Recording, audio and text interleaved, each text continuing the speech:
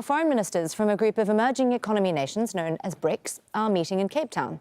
Brazil, Russia, India, China and South Africa are expected to discuss the expansion of the bloc.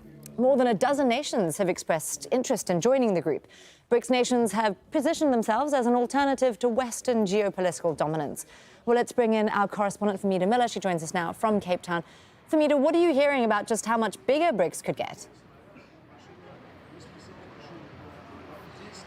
Well, we've heard from leadership here at the BRICS, this Foreign Ministers BRICS Summit, that at least 19 countries have expressed either formally or informally interest in either joining the BRICS grouping or even having involvement with the BRICS Development Bank, which really is aimed at investing in the global south, in developing nations to boost their economies. And this is one of the reasons that BRICS is becoming increasingly attractive to developing nations because of the support it imagines it would get from such a grouping, and of course an alternative to the West. And that's the kind of messaging that is coming through increasingly from this meeting, that this is a significant and growing alternative, that this really is about a global south emerging in a more balanced way, a counterbalance to the existing alignments globally. And we'd heard from the Indian foreign minister talking about world rebalancing and also this a multipolar world, and BRICS is a symbol of change.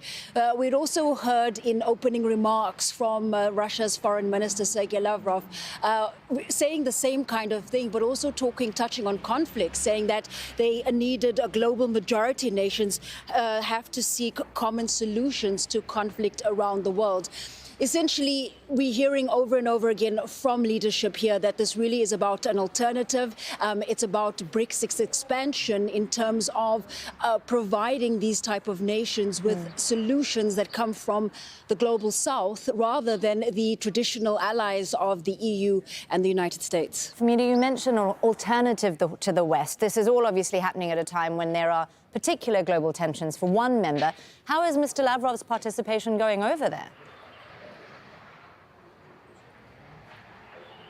Well, South Africa specifically is in a difficult position as chairman or as chairing the BRICS summit that's coming up later this year, and even this meeting of foreign ministers, because one of the hot topics, of course, is if Russian President Vladimir Putin does in fact visit South Africa in August, when that leaders summit is meant to take place.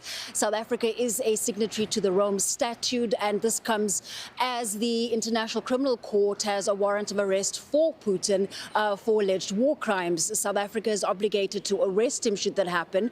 In the days leading up to this particular meeting, South Africa has issued diplomatic immunity to all those attending, but it's also gone on to say that's normal, it's routine to issue that immunity ahead of summits and meetings such as this, so it wouldn't supersede that ICC warrant of arrest. So that really is one of the key issues that's being discussed at this meeting, besides expansion, but also looking at Foreign Minister Sergey Lavrov, and this is now his second trip to South Africa this year alone.